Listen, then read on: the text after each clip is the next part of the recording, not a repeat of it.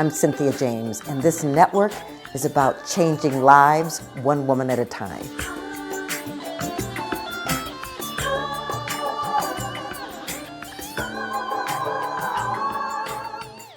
Welcome to Women Awakening. I'm your host, Cynthia James, and I get the honor of introducing you to spectacular women. Women who stand in their power, have taken control of their lives, and are making a difference on this planet. They are way showers. They model for us possibilities. And so, I would invite you to get out a pen and a paper because they always say something fabulous that you can take away, a tool you can use. We are doing these every week, and we're on Spotify, iTunes, iHeart, Spreaker, Amazon Video, YouTube. Subscribe, come back, tell your friends, any woman you know who's ready to take a leap into her greatness. You can also go to cynthiajames.net. That's my website, and there's lots of resources there to support you. So I want to introduce you to this beautiful woman. Her name is Valerie Greene. She's a unique relationship mentor. She's an author and a speaker, and she helps women to inspire their man to fulfill their deepest needs and desires, a highly successful alternative to relationship therapy. Valerie helps women and couples create a secure, emotional connection, and it's not just about problem solving or communication skills. She has numerous certifications in coaching, NLP, and emotional healing modalities. And she leads workshops, retreats, and online courses for women and couples. She's also the creator of the 12-week Manifest Lasting Love Coaching Program and the author of the book, The Commitment Roadmap. The book teaches women how to inspire their man to commit to a lifetime of lasting love. Valerie, welcome. I'm so glad you're here. Hello, Cynthia. Wow, I love that introduction. I feel so honored. And of course, I'm also inspired by the work that you do. Oh, thank you. So I just want to start with how you grew up, where you grew up. I'm sure you didn't come on the planet saying, oh, I'm going to be a relationship expert. Right, exactly. I know. Yes, I had a lot of challenges that led me to do this. So just kind of bullet points, because the whole interview could be about this, I guess, is that my childhood, my parents were very loving. And they did everything that they possibly could to love me, to help me, to support me. But they both had a lot of early childhood trauma that they didn't know about. They just had repressed it, or they had, not healed it, because back then in the 70s, it wasn't really known that what it takes to heal childhood trauma. And the human potential movement started in the 70s. And so if I had a feeling, they would say, feelings are okay, but don't listen to that, solve the problem logically. Yeah. And I'm sure we all heard that. And the thing is that I was bullied pretty heavily as a kid. And so through no fault of their own, they didn't know how to help me because I needed a lot of emotional support, but they tried to solve the problem instead. And so I was really overwhelmed, and I shut down my feelings. And so I didn't feel my feelings, but I didn't know that I didn't feel my feelings, because you don't know what you don't know. I just thought everything's fine, right? I'm happy. I'm sure everything's fine. But the other thing is that my dad, he argued with me a lot as a kid. So it's just because he was abused in his childhood. So that's the language that he had. He was loving me, but it's we would argue all the time. And so that's what I learned. So in my 20s, when I was having long-term relationships with boyfriends, we would just argue all the time because I didn't know how to share my feelings. I didn't know how to do anything other than make him wrong, because I would just argue with my dad constantly in childhood. So that really started me on, it gave me really an insatiable drive to learn how to resolve conflict. And what do I do instead? Well, that's beautiful. And so when you went to school, did you go for therapy or psychology, or this is something that evolved over time and taking a lot of different courses? Right. It's such a good question. And this was how out of touch I was with myself because I was repressing my emotions. I went to NYU film school, Ah, which is great. I'm not, that was my previous life. I love the arts and being creative. My mom's an artist, and we made art. Like, my happiest childhood memories are with my mom making art as a little kid. So it's like, that's, what I thought I wanted to do. But then it wasn't until I graduated college that I started meditating when I was 19, because I knew that I wasn't happy, but I didn't know why, because I should be, right? um, and so I started going inwards, and it wasn't until I graduated film school and started doing editing as a career that I realized, wait a minute, my intuition says I'm supposed to be helping people solve their life problems and learn skills and be, living the life they want to live. I don't want to be working with people to make something. I want to be helping people directly. Yeah. But I didn't know what. So in my 20s, I started out as a health coach, actually. I started working for holistic doctors in my 20s because I knew one of the reasons I was bullied is because I was raised incredibly different than other kids. Like, my parents literally didn't even let me eat sugar until I was 2. And then I was only allowed to eat it once a week. And telling the other kids not to eat sugar. Yeah, that goes down well.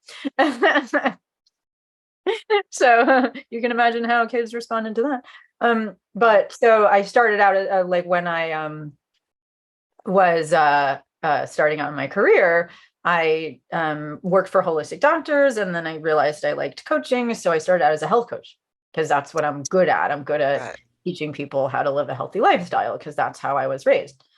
And so, but what happened was that when I was deciding what niche I wanted to pick as a coach, and my business coach at the time, this was like back in 2012, I think, is when I decided to specifically, I was doing relationship coaching before that, but I was also doing other things.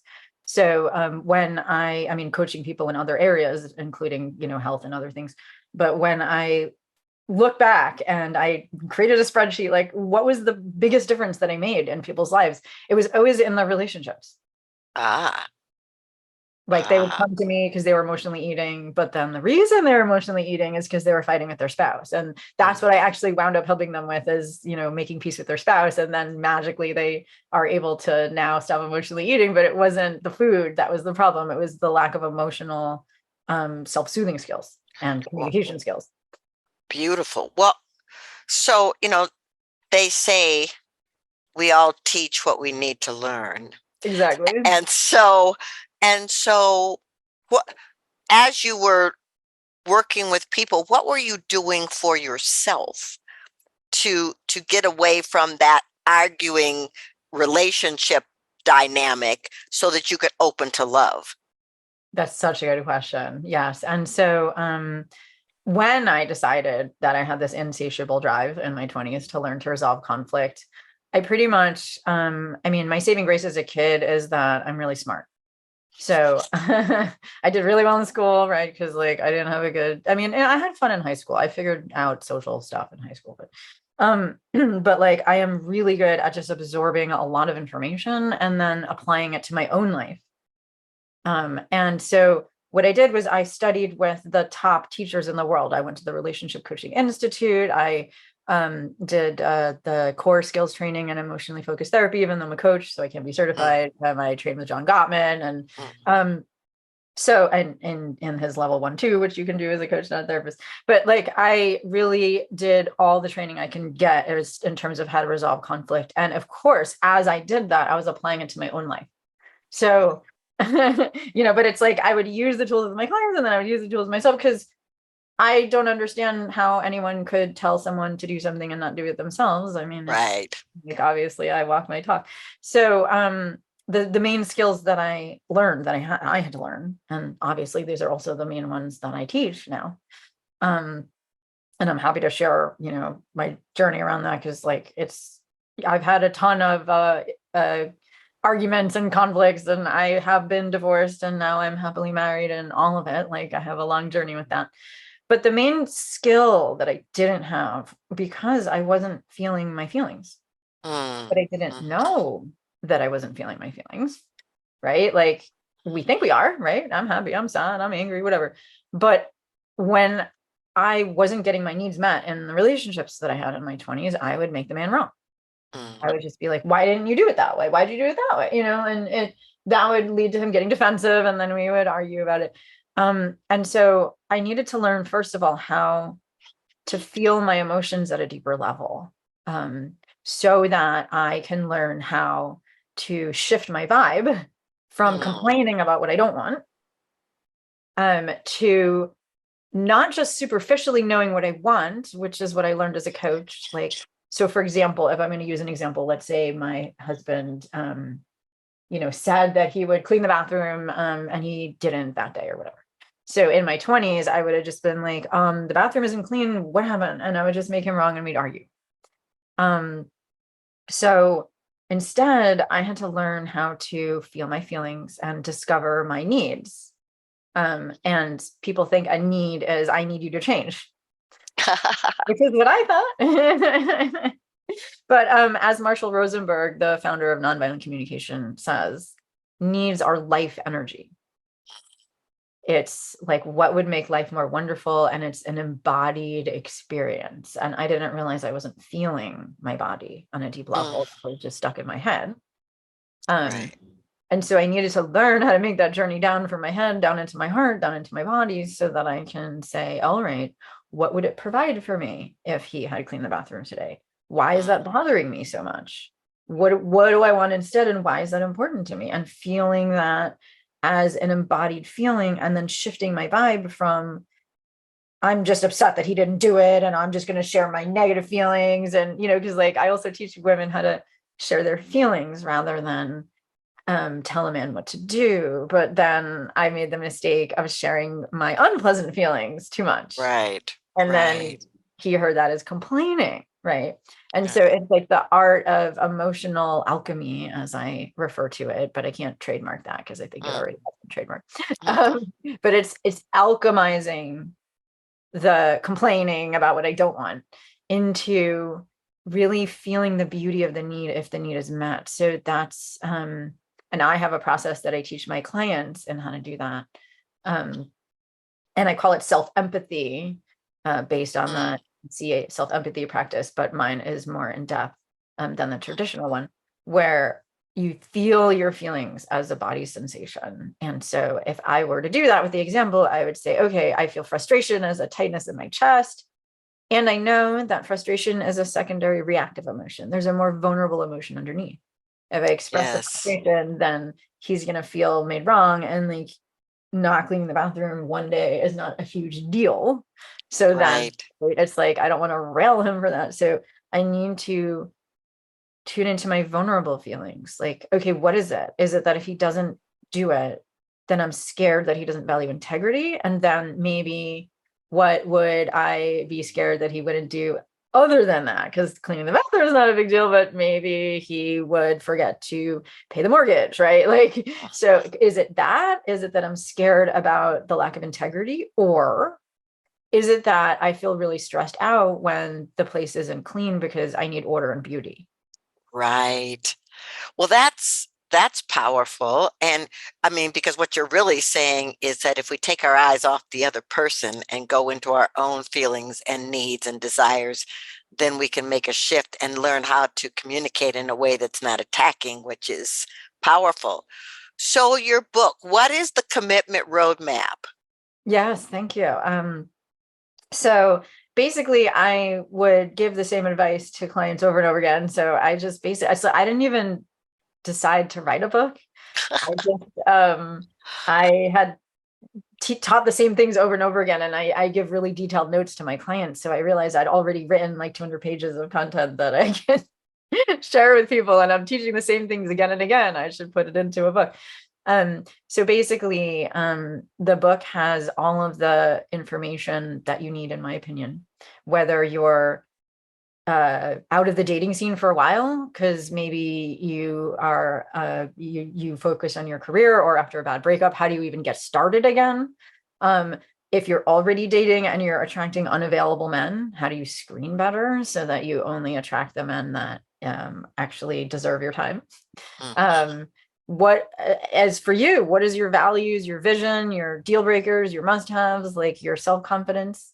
And how can you actually make sure that the guy wants the same thing without interrogating him, right? We're making it feel good. And then also how to heal from your limiting beliefs and unmet needs from childhood so that you're not projecting those onto the man. Like I have practices in there to heal limiting beliefs and identify what is likely to trigger you in a relationship based on one's childhood wounds. Because I've done a lot of emotional healing training, and I help my clients one-on-one on that. So I have simple practices to reprogram your limiting beliefs and heal your emotional blocks so that you're emotionally available and feeling secure instead of anxious.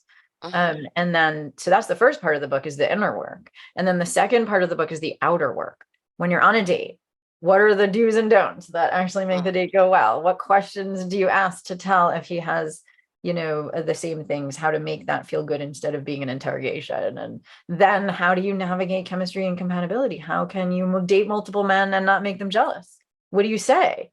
You know, what do you do? Like what do you do if you don't want to date multiple men, but you don't want to get attached too quickly? How do you keep your heart inside honor your own heart and don't give your heart away before the man has earned it? How do you know, like pace the relationship equal to him? And then once you're exclusive, what are the key distinctions that a man's looking for in terms of commitment? Because a man commits in a different way than a woman commits. It's not a function of time.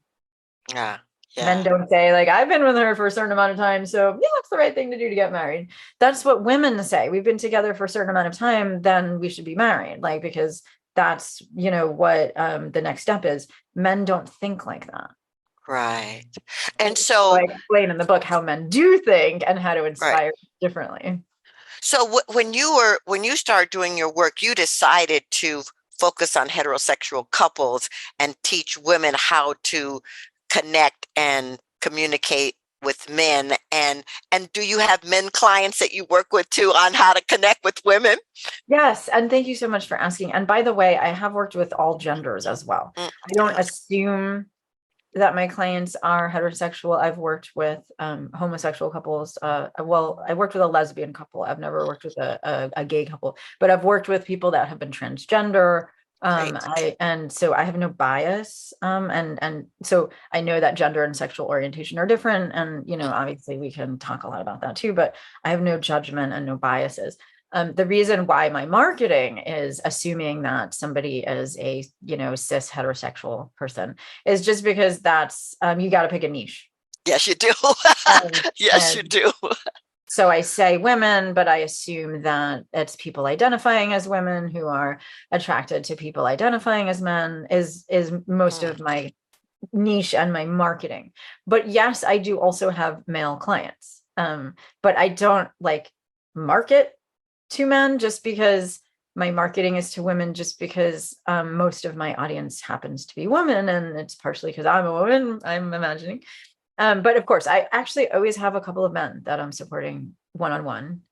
And when I work with men, I teach them the corollary skills. I mean, same skills, how to ask for what you want instead of complaining. But when I work with men, a lot of times it's learning how to get out of their heads and give the woman emotional support rather than solving the problem, and how to tell her what she needs rather than making her wrong, because men haven't really learned those skills either. Yeah.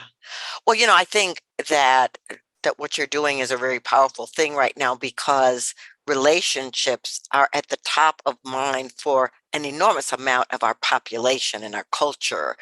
And we haven't been taught how to be with each other, how to see each other, how to honor each other, how to love each other. So I just think it's so beautiful what you're doing. Tell me, how do people find you and your work? Yes, thank you so much. So my website is coachvaleriegreene.com, and the Greene has an E at the end of it. So it's COACHVALERIEGREENE.com. And I actually have 4 different kinds of free gifts. If you go to the tab that says, free gifts, I believe, I'm like, I don't even know my own website, but it's obvious. There's products, and that's the online course in the book, but then I have 4 free gifts. And so one is for single women, one is for women that are in a committed relationship, but your partner doesn't want to participate in coaching. So you're the one who is committed to changing yourself, and what are the highest leverage things you can do to change the relationship if you're just working on yourself. And then I have a niche, a free gift for singles called the Magnetic Dating Formula. And it's, basically how to vet men to see if they're compatible, and, just general skills. It's a few free chapters out of the commitment roadmap.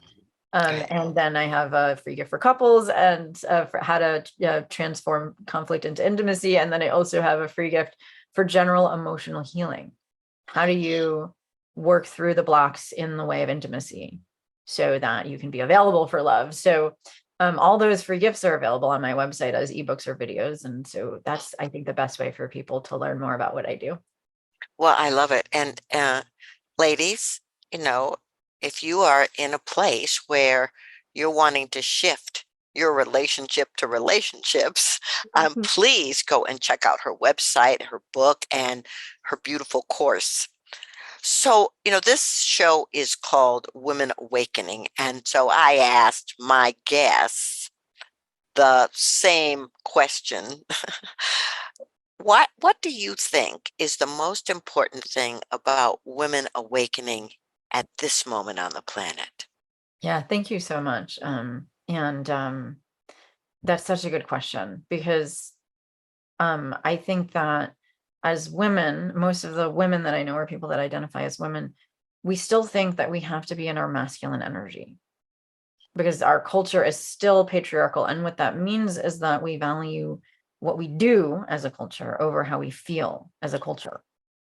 That's just the cultural conditioning. And so for women awakening, I mean, obviously I am sharing my own journey here, but I tend to attract a lot of clients as well who are also in their masculine energy, which is in essence just focusing on getting things done, analyzing, solving problems, providing, doing.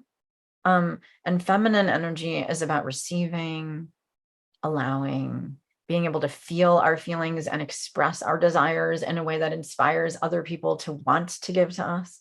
And, really allowing ourselves to express our feelings and our deeper vision about what we want in life in a way that inspires others. That's the gift of the feminine. And it's not about doing things. And so in my own awakening, it's been a huge journey from thinking I'm a human doing to thinking I'm a human, or feeling that I'm a human being. Yes. Yeah. And I think that that's the journey that a lot of women are on right now, is like, because we're taught to be successful in the business world, but we're not taught to really learn how to drop into our feelings, identify what we need on a deeper level, like what we really desire, and how to express that in such a beautiful way that other people are moved and inspired. And in my opinion, awakening is going deep enough within ourselves, to touch the beauty of the experience that we want to have. Like when I was talking about the bathroom, it's like, what does beauty and order mean to me? Like, how good do I feel when I'm in a space that is beautiful, and that means that I'm admiring all the colors, and I'm admiring the sense of ease and peace that I feel inside my own body, and just allowing myself to visualize, even if I don't have that right now, even if my place is messy, which, truth be told, it actually is. That's why there's a virtual background. That I'm able to inspire myself with the beauty of what I desire. That is the essence of the law of attraction, in my opinion, that I'm really just living with this absolute certainty that this is on its way, that I'm feeling like, even though I'm not like, because I'm looking around my actual apartment, there's a little mess, but like, can I, on top of that, also see the beauty of like that it's already done? I don't have to do all the work to make it happen. I'm just by acknowledging the beauty and feeling the hope and the inspiration for what I want, I'm not the one that has to do all the work. Absolutely. Well, Valerie, And it's not like, I just want to say, like, it's not like, you know, you make a vision board and hope that it'll happen, right? I mean, the law of attraction, in my opinion, is about being inspiring so that we don't have to do the work, so that like we inspire those around us to do what's authentic and joyful for them for to make it them, happen. So that's what I wanted to say. 100%. Well, thank you so much for being here. Your wisdom and your beauty and your commitment is stellar. And I'm, ladies, I hope you've been taking notes and you will look at the work that Valerie's doing. I really appreciate your being on the show, Valerie. Oh, you're very welcome. It's just such a pleasure. And if even one woman out there benefits from this because she transforms something that she doesn't like into something that she feels hopeful about, then my day is fulfilling. Absolutely. Okay, ladies, so I'm going to end the way I always end. I'm going to remind you how magnificent you are, Hmm. how beautiful, how powerful, how brilliant you are, that you are unique. No one else like you on the planet. So, whatever it is that's calling you forward, say yes, and the universe will meet you. I'm grateful that we get to spend this time together and that I get to introduce you to fabulous women. And I will see you next time.